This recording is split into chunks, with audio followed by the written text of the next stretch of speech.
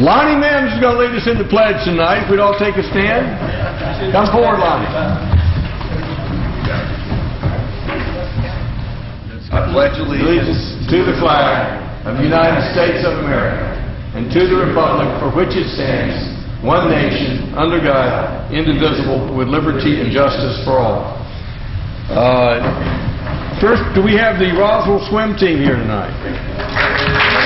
Come forward, Roswell swim team, for recognition. Tell us about this. Come on, everybody. Okay. Come on, swim team.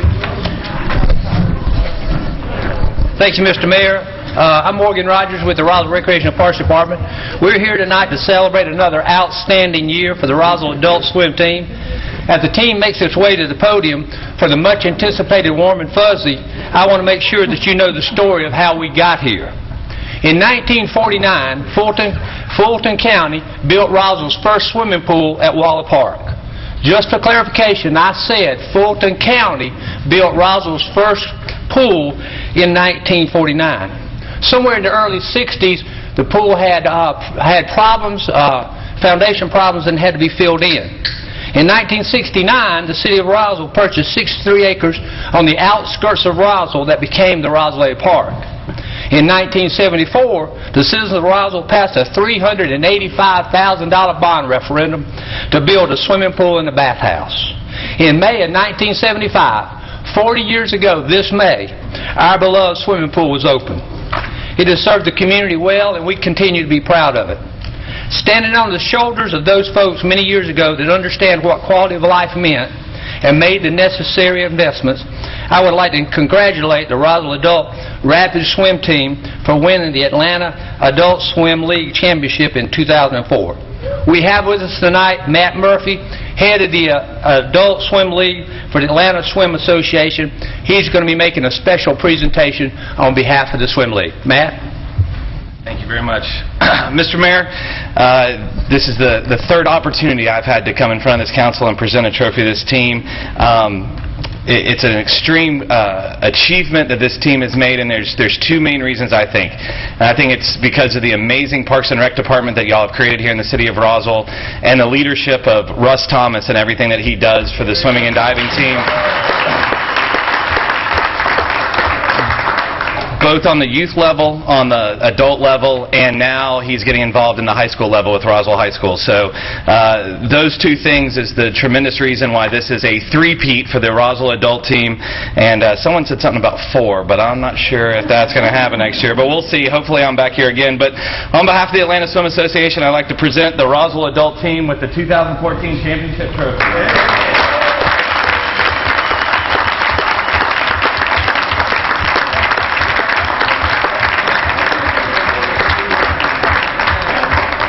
So what is your season for training? Do you train what? We start in late April, and it's a little cold, and then we go all the way through late August or September, as long as we can fit in the pool. It would be nice to be able to practice year-round, but we'd need an indoor facility.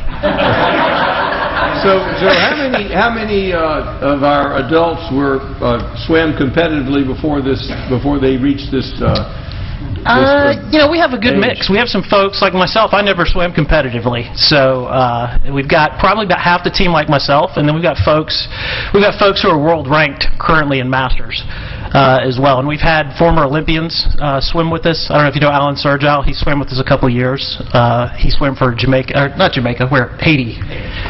Yep. So, and then we've got a couple of Masters folks with world records as well that have swam with us. Well, so I'm more impressed with the folks who did not swim competitively. Well, thank you. I'll take that personally. Late in their career, but I haven't seen a healthier group of citizens come before us in a long time. Congratulations, and we look forward to more great things. Any of my council members wish to add anything? I'd like to, we also have a presentation for the mayor and council, if you'd give me a few more minutes here. Sure, certainly. All right. The trophy's nice, but what we really get that we appreciate are towels. Our championship towels. Well, I was hoping somebody would come in their Speedo tonight. I've had to show up here in my life with, my bicycle outfit. That's right. Oh, thank you so much. That's great. Awesome.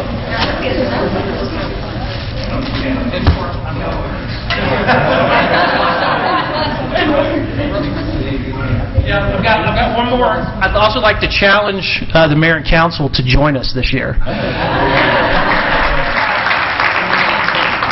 I know we have at least we have one council member, Rich DiPolito, who shall go unnamed, that I know swims for recreation. So come join us. It's fun. It's really if you can do freestyle. As long as the mayor doesn't show up in a Speedo, I'm good. I can make no promises.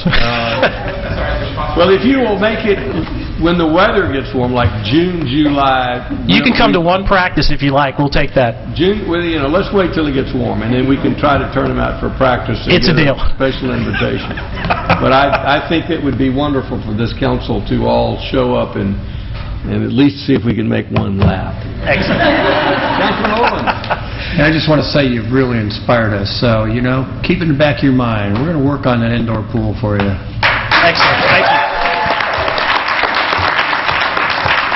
Thank you very much. I understand that Councilman Orleans wants a photo op, and if he gets a photo op, the rest of the council does. Come on, let's get a picture. Where do you want to go? Up here? So you can borrow a tape? That way? Okay. Trophy.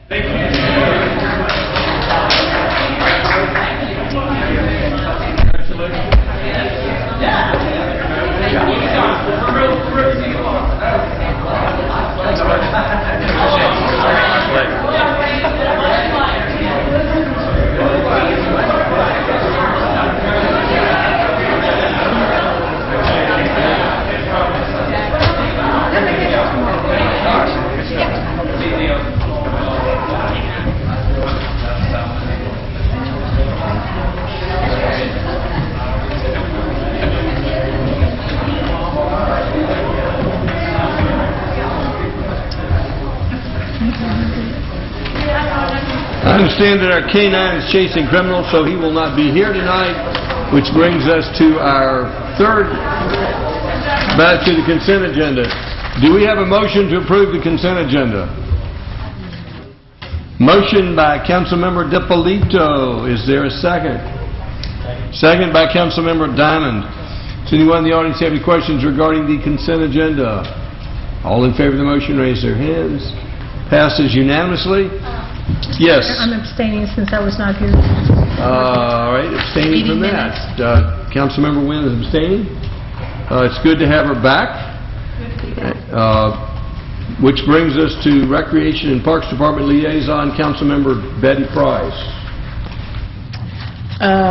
Thank you, Mr. Mayor. We have, I believe, just one item this evening under Recreation and Parks, and is that Kay?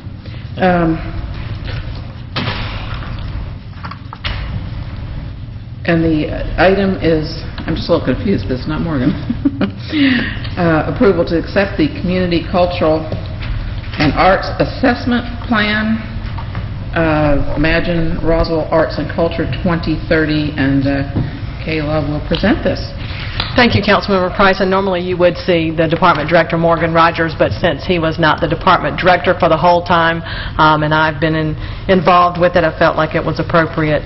He's welcome to come and stand with me for moral support and to answer any questions that I might not be able to. As you know, the city entered into a contract with the Cultural Planning Group in November of 2013 for development of the Community Cultural and Arts Assessment Plan. The plan's a community plan centered around advancing Roswell's cultural development. Along the way in the process, we amended the contract to incorporate some recommendations regarding the historic homes. That happened in the August 2014 timeframe. So over the past year or so, there have been in excess of 1,500 folks involved in group discussions, stakeholder meetings, a citizen survey, moving forward to committee meetings, public meetings, work sessions with mayor and council and the Roswell Arts Commission.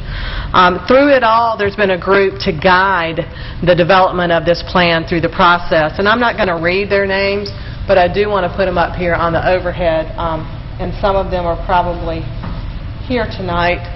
Oops.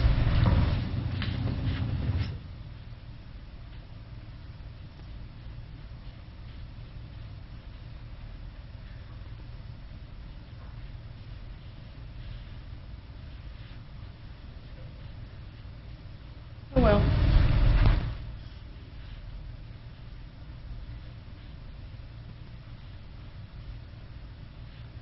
There we go. Thank you. Thank you. The steering committee was chaired by Lonnie Mims, and you can see the other members that helped us through the process. So first and foremost, a big thank you goes to that group. And as you can see, Councilmember Eigelhart was a part of that steering committee, along with staff member Morgan Timmis as well. You have this information, but I'm going to put it up for the audience.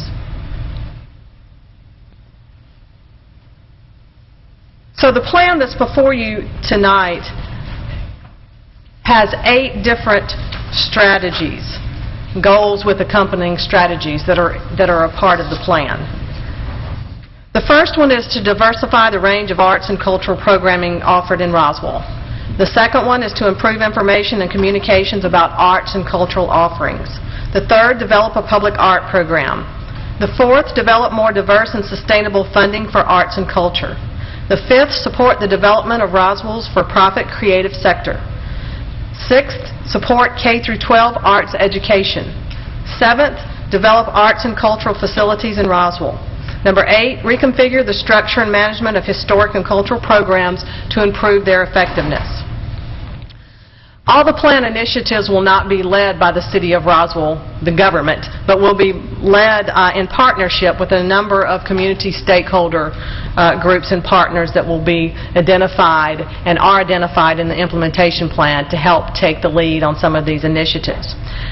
At the committee meeting on February the 10th, what came forward was that the Roswell Arts Commission would be the lead in implementing the cultural plan.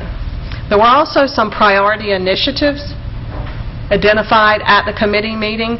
As you know, the plan with the 8 goals and strategies has quite a number of tasks and initiatives that can be accomplished or started at the direction of mayor and council related to the ones that the city will be responsible for.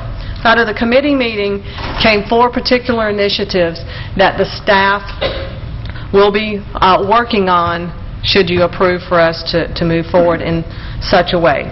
These are in no particular order and will be worked on in tandem, depending on how you direct us to proceed. The first one is to develop a draft Percent for Art program ordinance. And these items that are these initiatives or priorities from a staff perspective will be brought back to the mayor and council through our committee system as we normally bring such policy decisions. The next one is to develop a scope of work for the development of a public art master plan. The next one is to create an artist inventory with assistance from the Roswell Arts Commission. The Commission has already begun looking at this and has developed a process by which we might achieve an artist inventory. The next one is to develop a process to engage artists as part of the design team for specified city projects. The plan calls for both public and private projects to have a mechanism in them for public art. Right now, currently, we don't have staff capabilities to incorporate public art into projects, so the goal would be to have as a part of a design team a person with this expertise to help guide us through the design of city projects as specified by the mayor and council. Happy to answer any questions that you might have. Does the council have any questions? Do we have a motion?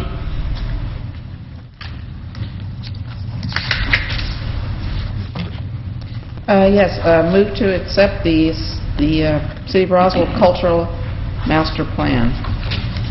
Motion by Councilmember Price to accept the plan. Is there a second? Second. Second by Councilmember Orleans. Does anyone in the audience wish to comment? This is not a time to promote it. Sometimes you're best to not talk fast a second. Councilmember DiPolito. Thank you. Ms. Love, the implementation plan requires some funding, and I know we're accepting the plan, and there are some goals that you've outlined. Is there the intention of adding funding to this year's budget to support some of the initiatives in this implementation plan? Yes, sir. That information will be brought to you as you deliberate the budget as a council. So we will be bringing forward at least year one items for your consideration. The priority initiatives that staff will be working on don't require any funding for us to get started on them, but should those policies be implemented, they will have budgetary implications, and you'll be seeing that through the budget process. Okay, thank you. Councilmember Eichelhardt. Thank you. I do want to take just a second, and even though Ms. Love did mention people, because there are three in the room, I do want to recognize them, and unfortunately there's not a huge crowd here to stand up and give you a great applause, but Maggie Davis, Lonnie Mims, and Rochelle Muka were instrumental in getting this plan. Stand up, let's give you applause. You've done a great job. Stand up! Stand up! Stand up! You have to have a little showmanship in this business. This was truly a community plan, and it took a lot of work, and it's funny to think that, I remember we started more than a year ago, as it turned out. I guess that's the way plans often go. But this is actually the start of a lot of work. So even though a lot of work was done, this is where it really hits the road now. And it will take both work and funding, and as Councilmember DiPolito just said, that's what we'll be talking to you, and I'm sure the folks in the room here and others will be talking over the next couple months as we work towards that. But there also will be funding from outside sources and other work as well over time, and so again, this is going to be a huge plan, and I think all of us, those of us involved directly in arts activities in the metro area, are very thankful to all the support that's been given from the council and the community, so this is going to be a great plan. Any further discussion? All in favor of the motion, raise your hands. Yes, Councilmember Price.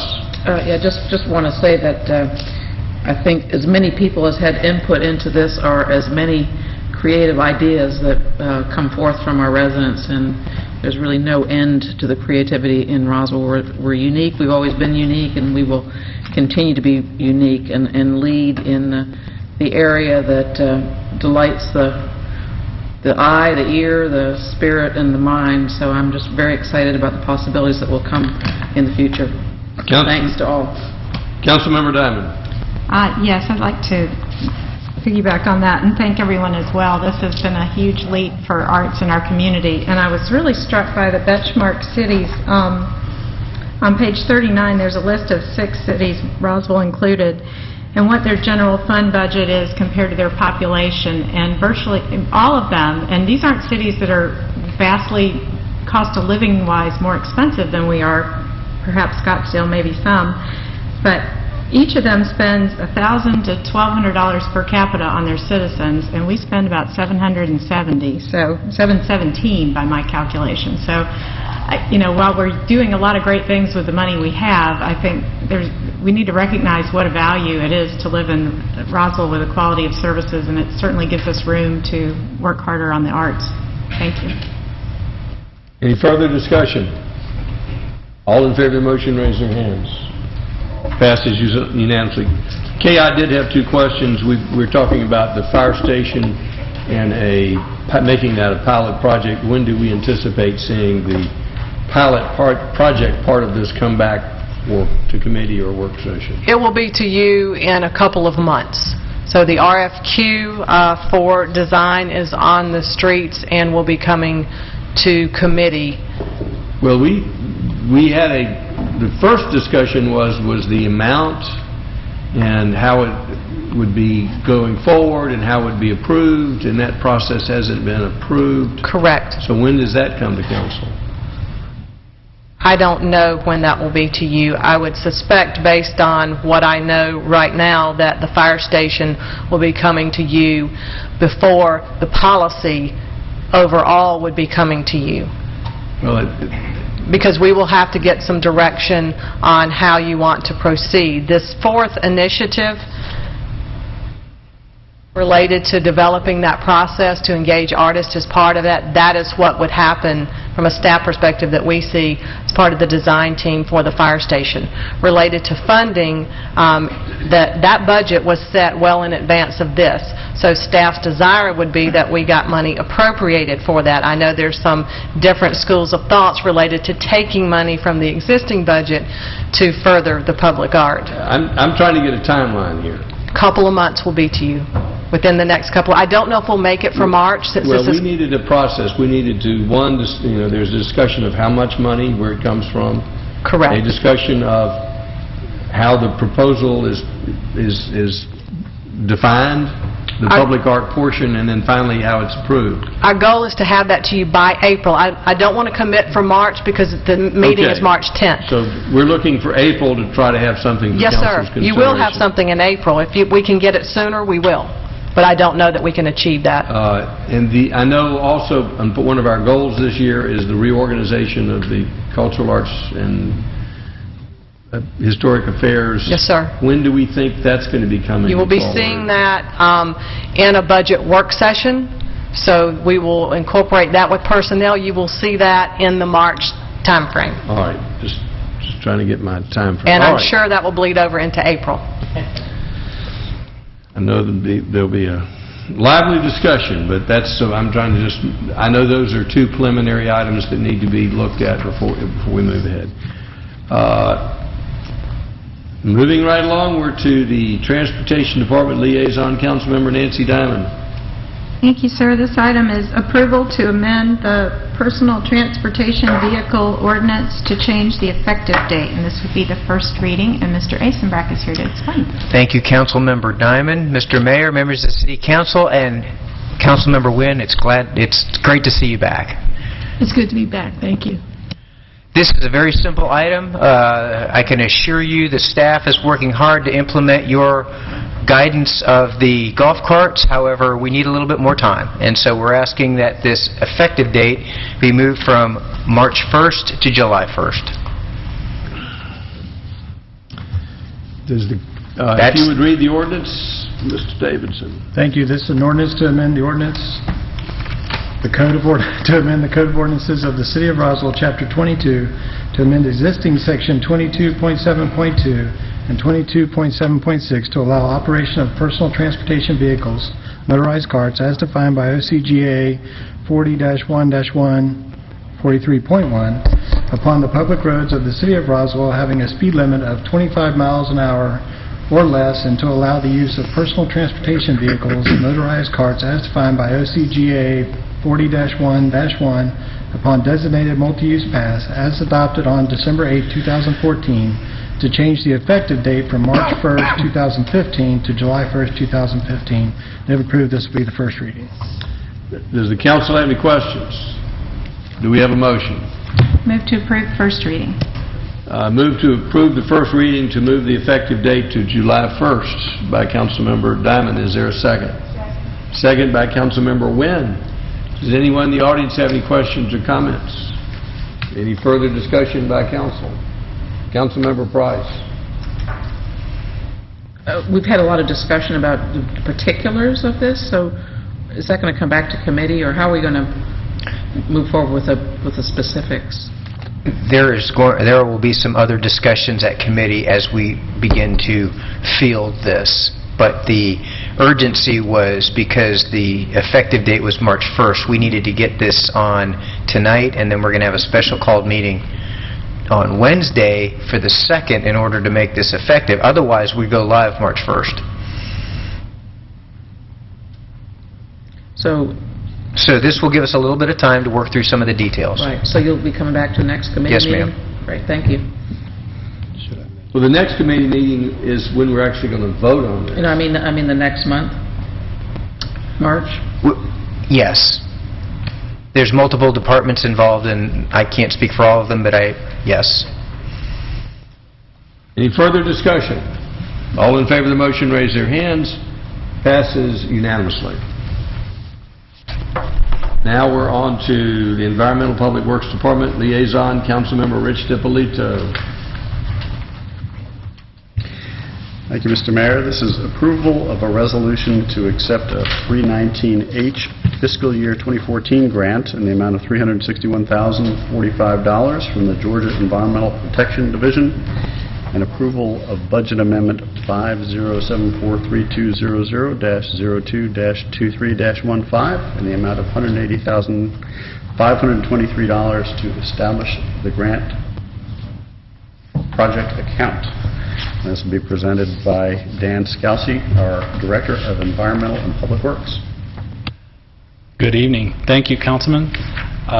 Very briefly, we're very excited about this project. This will be a project that will allow us to do a pilot project on green infrastructure in the Groveway area as part of the grant, and also help us establish some administrative procedures for administering a revolving loan specifically to help with funding those types of projects in the district and when they're paid for, hopefully in other areas of the city.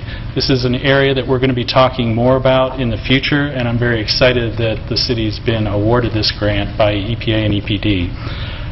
The funding is available in the Stormwater Fund, and once we authorize this project, we would still have a significant reserve balance above our reserve minimum. It will help preserve Hogwaller Creek water quality, as well as being a great demonstration project that we're looking forward to working with RDOT and ComDev, as well as the developer on.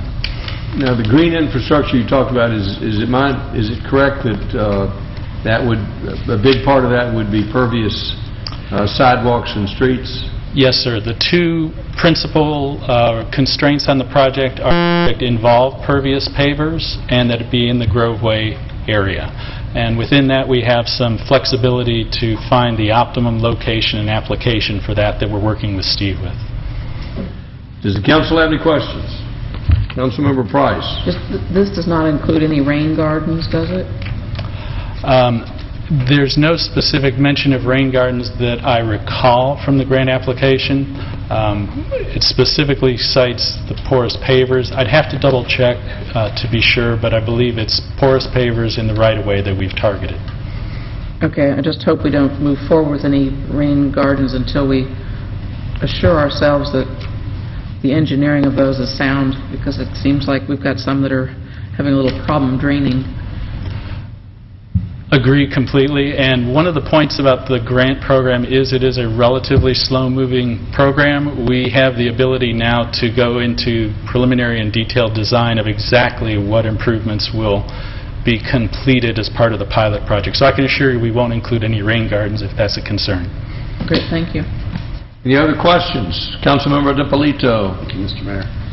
I think this is a pretty exciting project because it incorporates transportation and public works, so it's great to see both departments teaming up together and putting forward a green infrastructure project. So I think that's pretty exciting. One thing I did want to point out, I believe there is a typo on the actual ordinance. It lists $182,523, and I believe the dollar amount's $180,523. You're correct. We will revise the resolution to make that correction. Amended before we sign that, but I've already marked it on. okay, thank you. Any other questions? Anyone in the audience have any questions or comments? Any further discussion? All in favor of the motion, raise their hands. Passes unanimously. We'll now turn to Councilman Jerry Orland's liaison. Not sure there was a motion made on that, There was no motion? but I'm happy to make a motion to approve. Do we have a motion? Motion to approve. Is there a second? Motion by Councilmember DiPolito, approval, second by Councilmember Diamond. All in favor, raise their hands. Passes unanimously. Now we'll turn to liaison to the Public Safety Department, Councilmember Jerry Orlands. And tonight we have the first reading of an amendment to Chapter 3 of the Alcoholic Beverages Ordinance of the City Code regarding outside consumption of alcoholic beverages in specific areas. Chief Grant, do you want to give us a quick outline of this? Sure. Thank you. Several years ago, the state of Georgia allowed local jurisdictions some control over certain control over the alcohol laws. And in one particular area was allowing restaurants to sell an alcoholic beverage inside a restaurant and then allowing a person to leave. And that's what this essentially does within a district which will be known as the Canton Street District within certain boundaries. And those boundaries are up on the screen showing the Canton Street District. Here's the question. Are we creating a district by ordinance, or are we creating the ability to create districts by resolution? I'd rather see the ability to create districts by resolution and then create say we can create districts and then by resolution define those districts. So what are we doing with this? Well, I think the ordinance is creating the option of doing this, and then within the ordinance, we can add districts at different points in time. And would And that the be first district is Canton Street District. It does Defining both. this district be by resolution? It does both. It allows the creation of the Canton Street District, and in the future, it allows by resolution to create other districts. Can we change the boundaries of the Canton Street District by resolution? My preference would be to make the boundaries by resolution, whether it's the Canton Street or additional ones. So if we've, I'd ask for that one change, that we don't create a district, we pass by resolution the Canton Street District and change it so it can be changed by resolution. Right, I agree with you, and I thought that's the way it was set, but it will be set that way for the second reading. Councilmember Diamond. Thank you. That answers my first question. My second one is, I thought when we had discussed this, that there's a restaurant just on the other side of the northwest side of Woodstock and Canton intersection that I thought we were including in that district. What was that location again? It's called Lazaro's, but it's the only restaurant I think that's right across the street there, and I think we had talked about that. If we did, I just missed that. Yeah, that's fine. I just want to make sure that We got to include Jimmy's if we include Lazarus. I'm fine with that too, but I guess my point being that corner we need to make sure we have the restaurants in that corner. And also on the section C 3.7.15C, it says it shall be unlawful for any person purchasing alcoholic beverages for consumption on the premises to leave the premises without paying for such alcoholic beverages. Do we need that? Or why do we need that? That's in the code currently. I know, but why do we need it before? It just doesn't make, do we care if isn't that kind of between them and the business? When I drafted it, I just tried to make as minimal changes as possible. You feel free to take it out. But it does make it illegal to not pay for your drink. So. It does that now? Okay. Specifically, but we call the police when people run out on their bill all the time, so. Not all the time, it happens. But and you can take it out. I'm sorry, Mr. Davidson, what are you talking about taking out or not taking out? Section C. Yeah, the first section C. Jerry, about the 3.7. Yeah. Section C. And then on the second page, on number 2, I don't understand.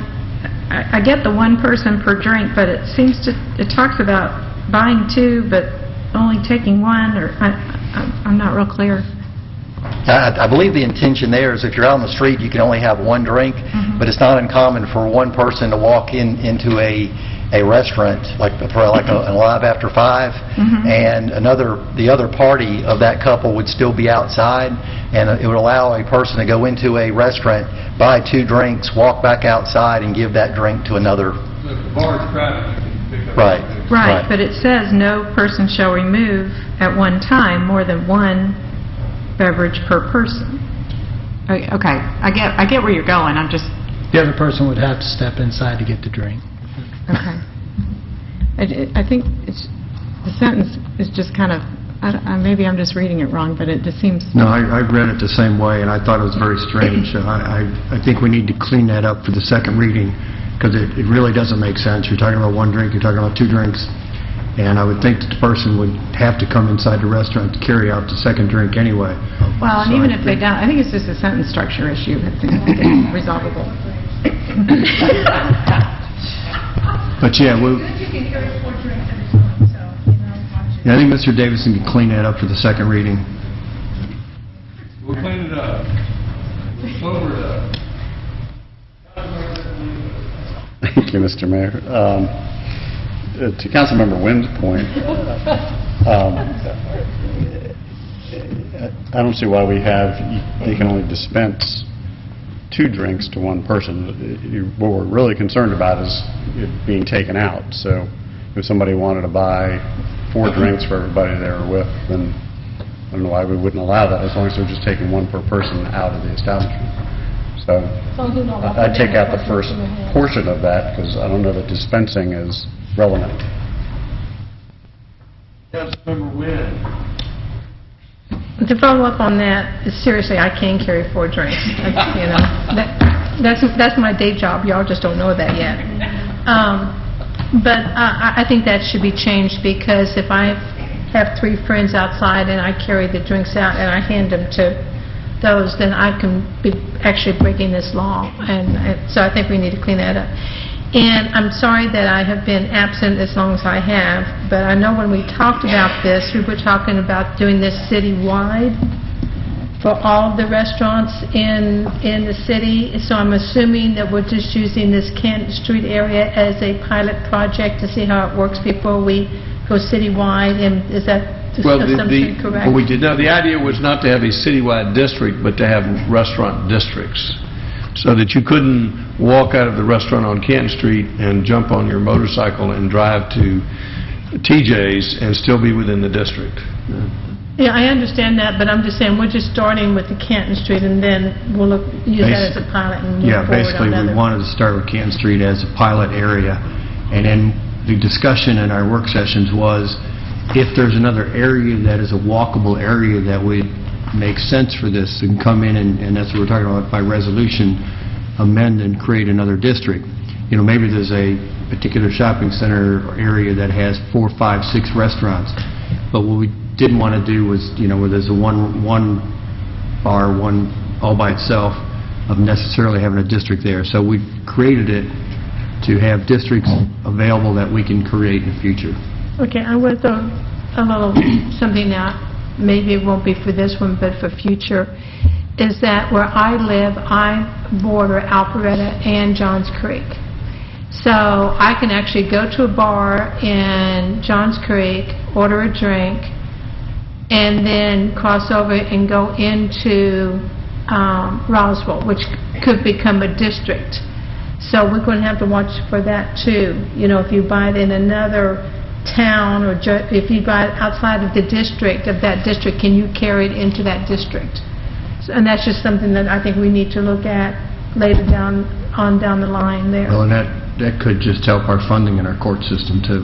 And I agree with that one. So, just in case, because there's a couple of bars that's in Alpharetta and Johns Creek that neighbors Roswell. So just when we start looking at other districts, I think we need to look at that also. One step at a time. Any further discussion? Councilmember Price. Thank you. I guess the idea is that there's going to be a certain type of glass or cup or what exactly is going to have us know that this was purchased in an approved location and not something that someone just, is bringing in from their car or distributing in some other fashion? Right now, a person can tailgate, for example, on Canton Street if they wanted to. They could park their car and have alcohol in their car and go to their car and get a bottle of wine and fill up a glass or a beer and do the same thing. So this really wouldn't prohibit that from happening. Well, yes, it would, actually, because it says you have to purchase it from a licensed premise.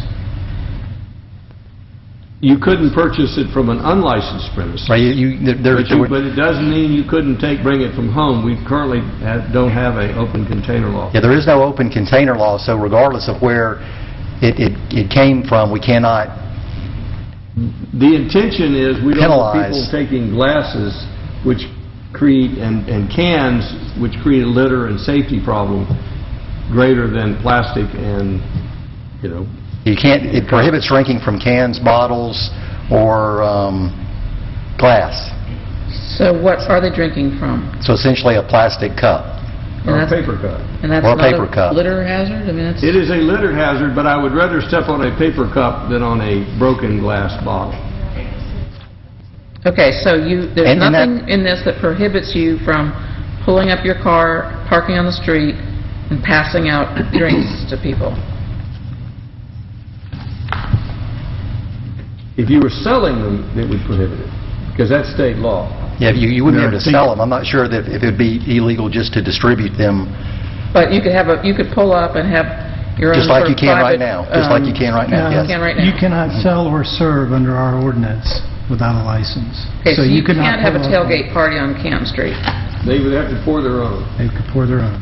Well, when I say tailgate, that means that if I had if I drove my car down to Canton Street and I had a cooler in the back, I could stand in the parking lot and drink whatever alcoholic beverage I had in my car, not sitting in my car, but standing beside my car. I could drink that because we don't have an open container law in Roswell. Councilmember Orleans. I think on that point, my reading, Mr. Davidson, in item 4 on page 2, it says drinking from can, bottle, or glass is prohibited, basically in the Canton Street District. I guess I would read that as anyone who is carrying their own from home or from their car, in our examples, in the Canton Street District would need to have it in would not be able to use it from a bottle or a can or a glass, but would have to have it in a paper cup as well, in kind of answering Councilman Price's questions on that. That's correct. All this ordinance does is allow the establishments on Canton Street to allow somebody to walk out with a drink. It doesn't do anything to somebody pulling up in a parking lot and pouring a drink into a cup and walking around with it. Right, but this is also making it illegal for them to Right. walk around with a can or a bottle from their car. Right, they will no Whereas longer be able currently, to walk right around now, with they it. could do That's that. correct. Yes. So this would make the Canton Street District strictly paper or plastic cups. That's correct. Right, okay. And may I ask another? Absolutely. So, can we clarify number 5? How is that distinct from what we're doing now? This allows the actual licensed establishment to allow people to walk outside with a purchased drink. It does not allow a shop to pour wine into a cup and let people walk out of their establishment with it. You mean a non-licensed? Correct. Right now, a business, a restaurant on Canton Street that serves alcohol cannot allow a person that purchases the alcohol to leave their premise. They must stay inside they must stay indoors or be in the sidewalk cafe area if they have a permit for that.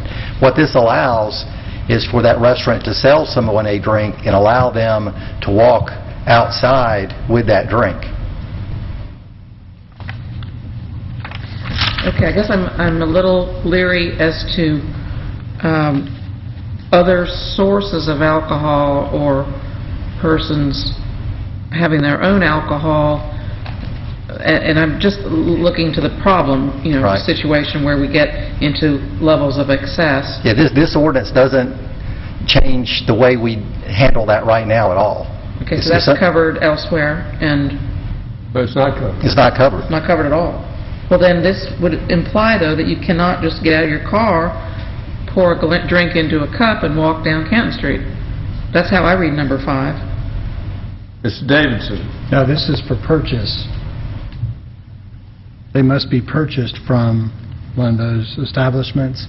This ordinance does not address somebody walking down Canton Street that lives on Canton Street, from walking out of their house with a plastic cup of alcohol. Well, I mean, read it, though. It says alcoholic beverages consumed, pursuant to this provision, Pursuant to must be this provision. purchased. Yeah, it's pursuant So- to this provision. This provision is strictly walking out of a licensed establishment. So carrying out of alcoholic beverages. Okay, so we can walk down the street and carry whatever we want if we brought it from our own car, as long as it's not in a bottle, glass, or can. Correct. And then, I know we've got public nuisance ordinance that Disorderly was conduct, right. strengthened last year. So do you anticipate any difficulties with this? I mean, what will be our measures to keep everybody in line? It will make it, right now we have violations which we're not in a position to enforce because of the number of violations.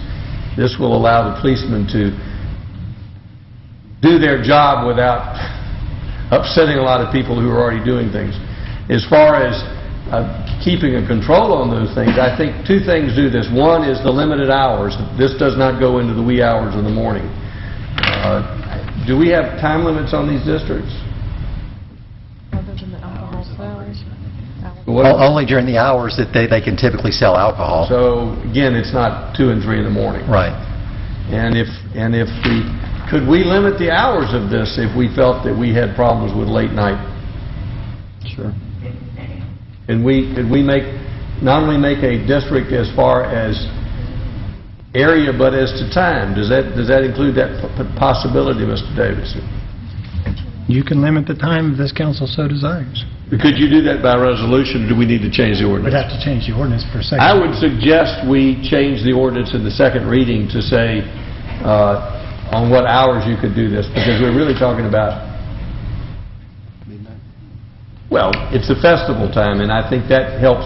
If you're worried about late night or too early, you can limit the not just the geographic area, but the time.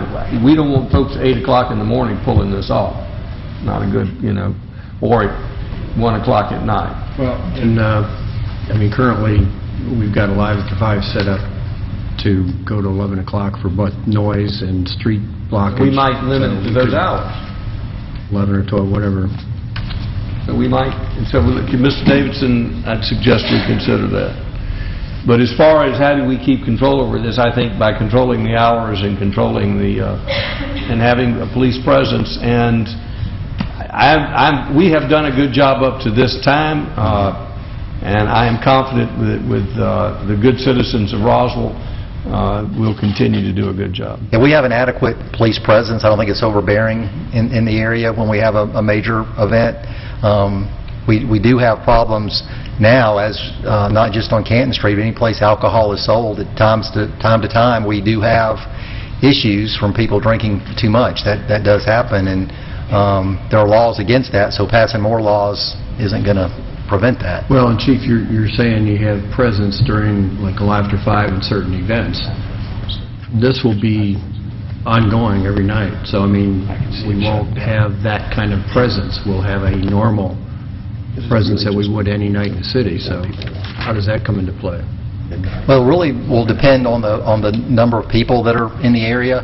If we have a normal Friday or Saturday night, not like a typical Live After 5 crowd, I think that our normal police presence in the area will be adequate. If we have more crowds down there than what we have now, then we'll need to increase our presence down there. Councilmember Diamond. My understanding is this is not a behavior issue. This is a leveling of the playing field. I mean, right now, we allow people to walk down the street with a glass of wine and stand outside a restaurant with their friends, but we don't allow them to buy it from the restaurant and stand outside with their friends. And that's just, we're penalizing the businesses for behavior that we permit. If people are unruly, we have a law for that. If people are out of control or not behaving themselves or driving or underage, we have laws for all that. This is not what that's meant to address. It's just to remove the part that's penalizing businesses because of the law. It's been that way because our rule in the city was more lax than what the state rule was.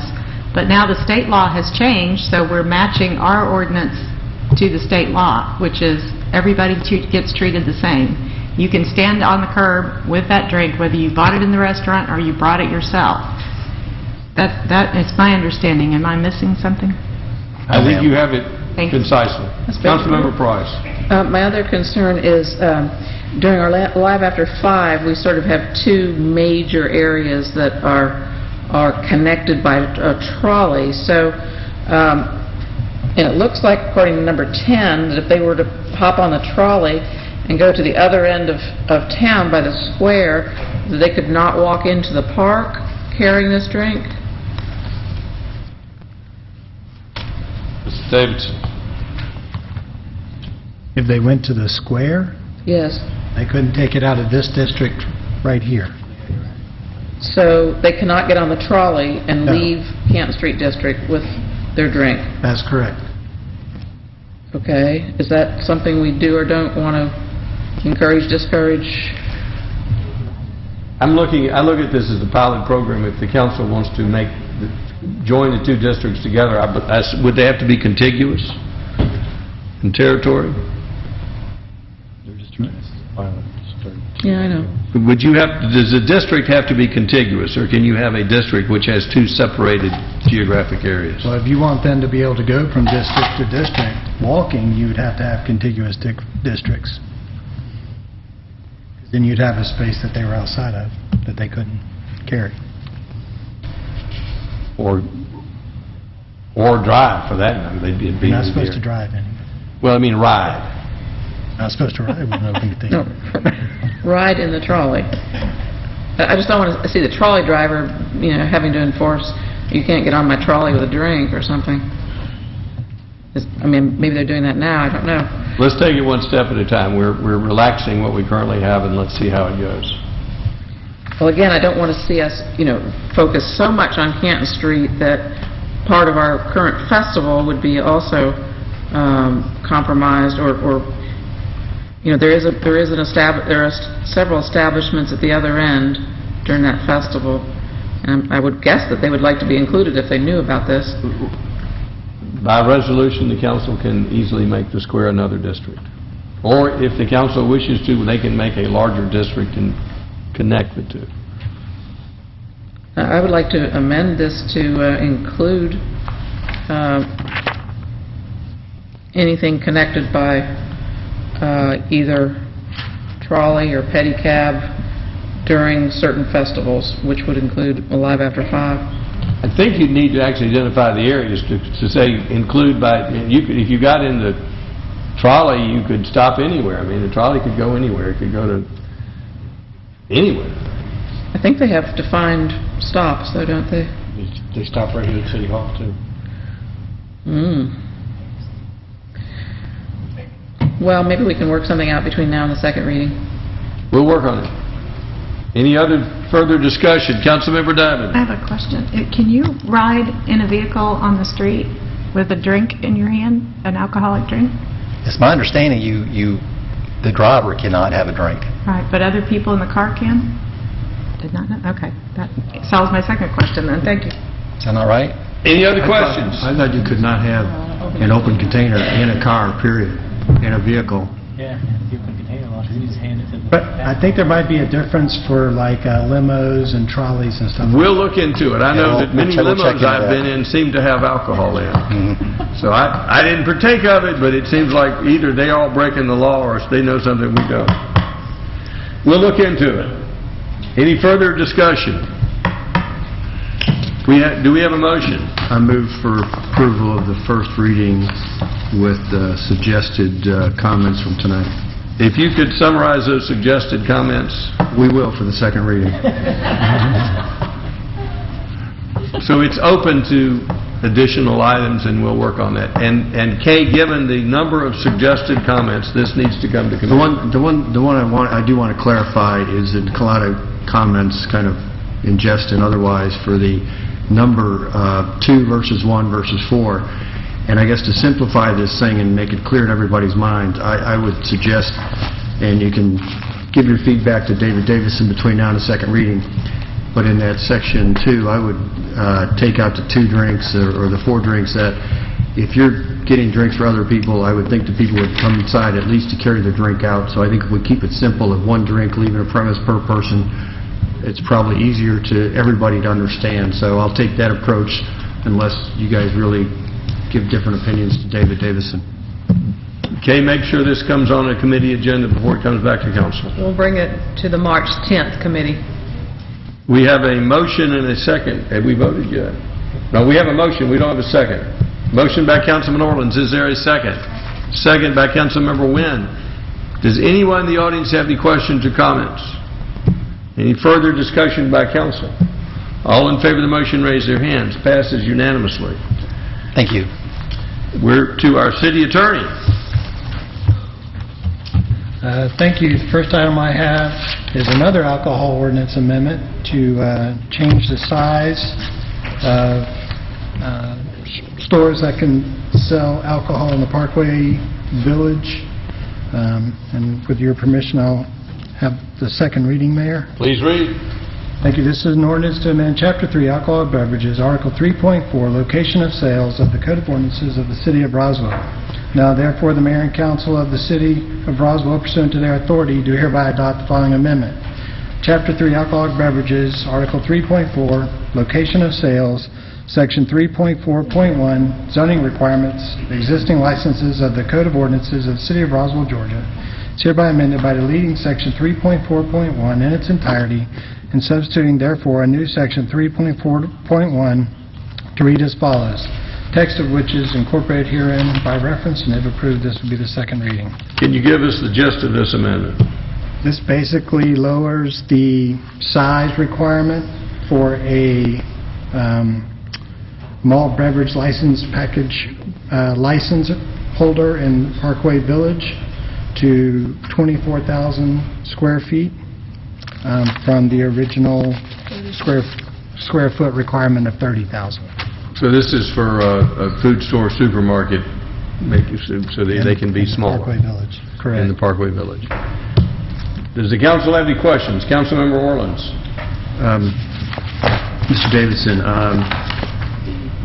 I thought the intent was strictly to change the 30 to 24,000. Is that true?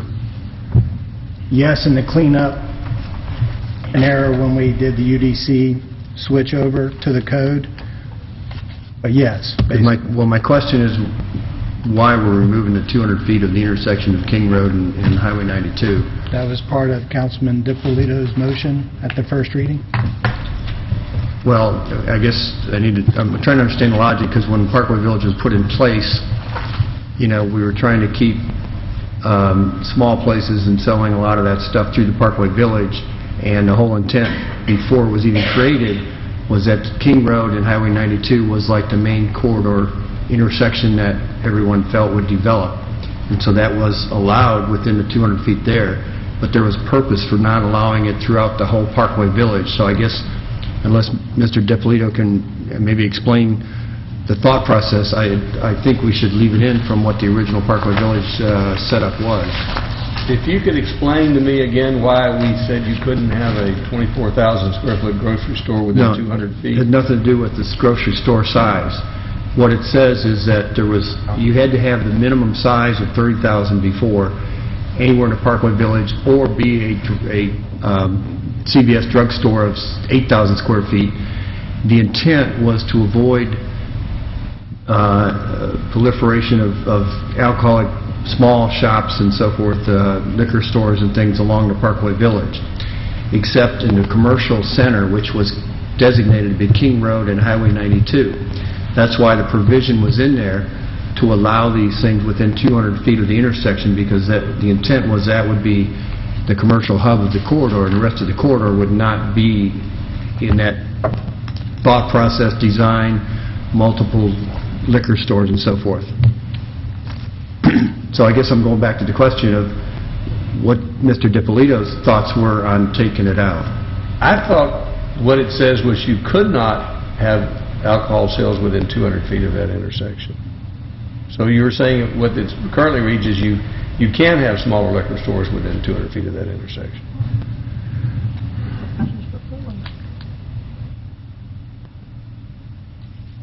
Mr. Davidson? No, it says you cannot. It says, "No packaged malt beverage license or packaged wine license shall be granted in the PD district, except in retail supermarkets having a gross building area of at least 30,000 square feet, or in drugstores having a gross building area of at least 8,000 square feet, or at outlets within 200 feet of the center line of Crossville-King-Woodstock intersection." All right, so if you were within 200 feet of Crossville King, you could have a smaller liquor store under the existing ordinance.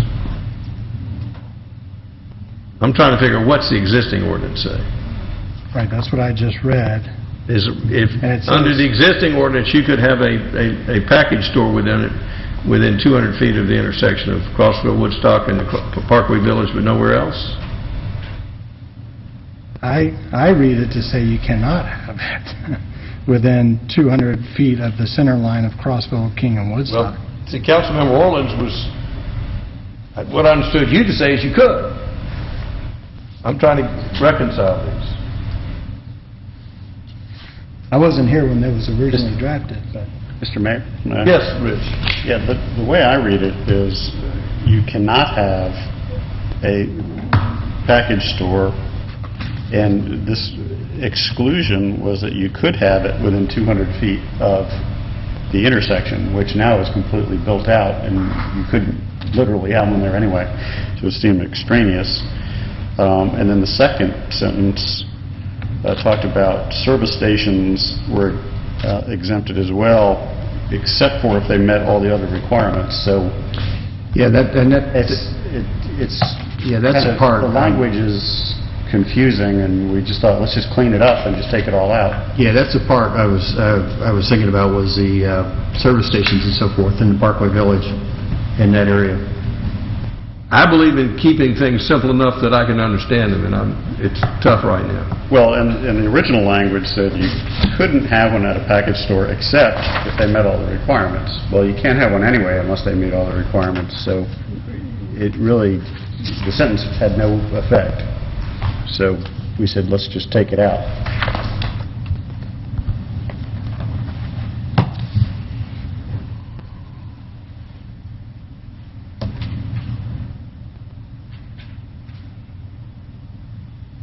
I support simplifying it. I mean, I don't see any reason to treat that intersection any different than the other intersections. I think they should all be under the same set of rules.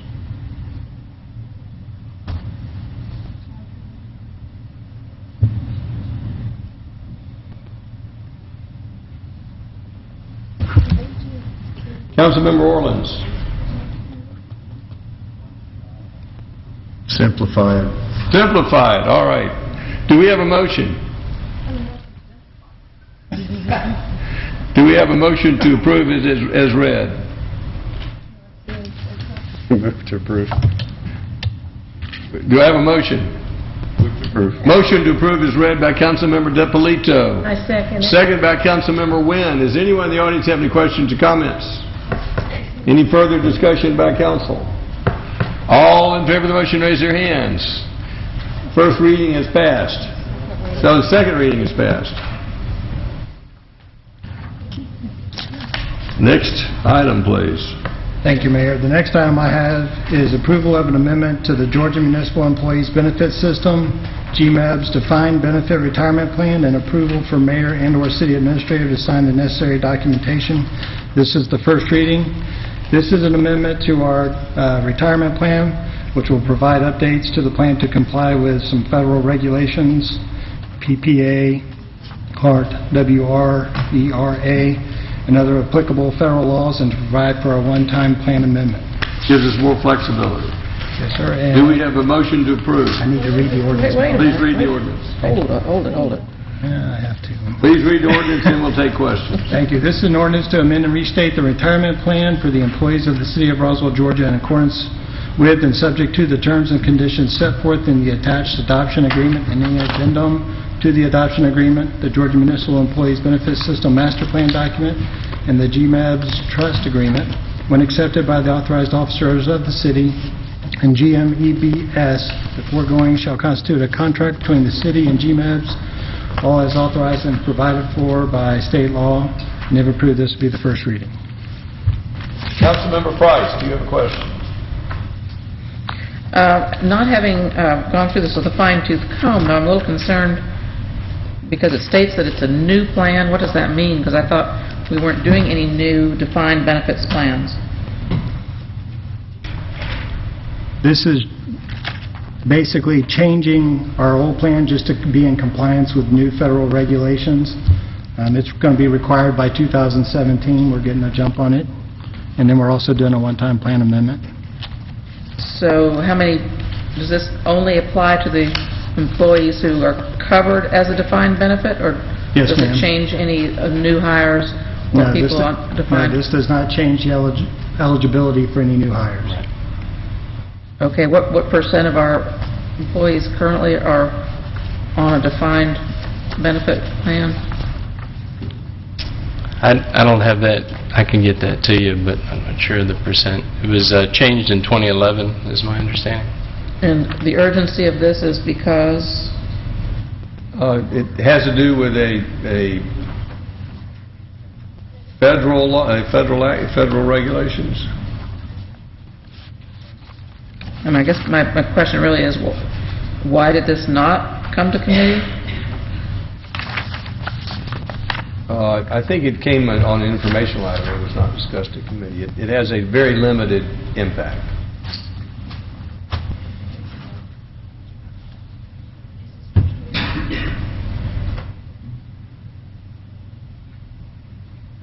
We can either move forward or we can have a motion to defer. Well, it's a first reading, so First reading. I would move to approve the first reading, but for it to come to committee before the second reading. We'll do it. We have a motion to approve. Is there a second?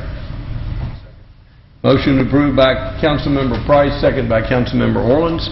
Does anyone in the audience have any questions or comments? Any further discussion by council? All in favor of the motion, raise their hands. Passes unanimously.